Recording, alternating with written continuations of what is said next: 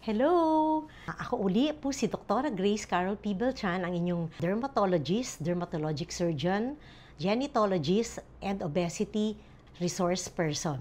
Ang topic po natin ngayon ay continuation lang nung dating topic, no? Tungkol din sa nail. This is the part 2 of the nail problems that are related now to inflammatory dermatosis. Pag sinabi mong inflammatory dermatosis, ito yung eczema. So ito yung isang changes na makikita natin sa nail, yung tinatawag na speckled pattern. Puti-puti ito na pwedeng tuldok-tuldok lang o pwedeng mga guhit-guhit na nakakalat sa ating mga kuko. Makikita po natin to sa mga may atopic dermatitis, sa mga merong psoriasis at saka yung may alopecia areata. Kaya ito ay tinatawag na related sa inflammatory disease na speckled pattern of the nail. Okay? Ito naman yung isa, ganun din, no? Tracheonychia. Ang tracheonychia ay isang nail problem na nagpapakita ng rough, accentuated, linear ridges on the nails of the fingers and the toes. We can usually see this on eczematous dermatosis, like for example, atopic dermatitis, dyshidrosis, psoriasis, vitiligo, alopecia areata. So ito yung mga related sa eczema, no, na nail changes. Ito naman, yung kanina, itong tracheonychia, at saka itong pachyonychia, yung sa nail, nakikita ito sa mga taong may pityriasis rubra pilaris. Yung manifestation ito para siyang psoriasis sa skin, pero sa nail, ganyan ang itsura niya. Ang tawag dyan, pachyonychia. Nakikita din to sa isang congenital disease, yung nail patella syndrome. Yan, pero sa nail patella syndrome, may kasabayan itong pagkapal ng balat at saka pain pag naglalakad yung isang tao na merong pachyonychia congenita. Sa psoriasis naman, ito yung kadalasan na nakikita natin, no? Itong tinatawag na dystrophy of the nail and discoloration of the nail.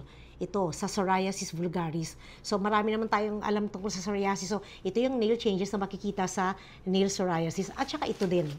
Pag sinabi mong separation of the nail plate from the nail bed, yung pagkakadikit ng kuko, dun sa balat, sa laman, no? Sa balat, sa laman, nag-split siya. Ibig sabihin, nawawala yung connection. Kaya nagli-lift yung nail from the nail bed. Yan yung tinatawag na onycholysis. Tapos ito namang splinter hemorrhages together with tracheonychia. Again, ito na naman, nakikita natin sa mga lupus, sa systemic lupus erythematosus at saka sa dermatomyositis, yung mga connective tissue disease. At bukod pa dyan, bukod pa sa splinter hemorrhages, no, na ito, splinter hemorrhages, ito yan.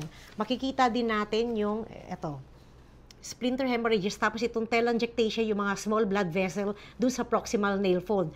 This could mean a connective tissue disease problem. And then, yung pinaka-most common, yung mga fungal infections, yan, meron tayong tinatawag na distal, proximal, lateral, at saka the whole nail involvement, no? Ito yung sa onychomycosis or fungal infection of the nail. Ito yung makikita natin. Yan. Sa mga bacterial infection naman, nakakita tayo ng paronychia kung saan yung paligid ng kuko dito ay namumula, okay? At saka masakit kung bacterial infection. Pag bacterial paronychia, masakit. Pagka candidal or fungal paronychia, wala siyang pain pero meron siyang changes dito sa proximal nail fold na namumula din at saka parang namamaga. So, yun, nakikita natin sa mga bacterial and fungal infection. At ang pinaka-importante sa lahat, itong tinatawag natin na pigmentary nail changes na kung minsan nagsasabi na tayo ay merong mas malaking problema. Ang pinaka-most common kasi ito, kaya ito lang yung diniscuss ko. Ang tawag dito sa sakit na ito, melanoma. Malalaman mo kung discoloration lang at kung talagang melanoma by the following changes. Kapag usually one finger lang yung involved, kagaya ng thumb, index finger, tsaka yung great toenail natin, mas malamang cancerous yun.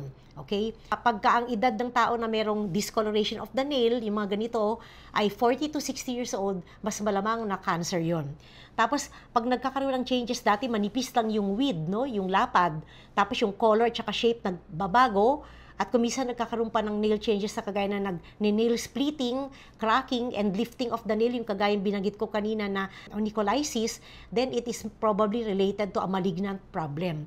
And also, lalo na pag nag-extend yung pangingitim sa skin, dun sa proximal nail fold, o kaya dito sa dulo ng tip ng ating kuko, involved na yung skin, it is most likely na melanoma siya.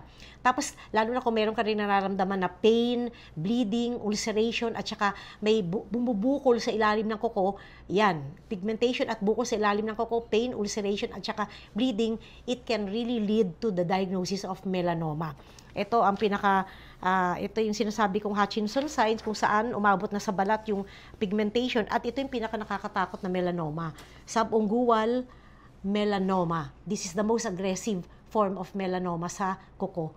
Okay? So if you have any more questions about the things that I discussed, just get in touch through my numbers and please like and share my account. Bye-bye.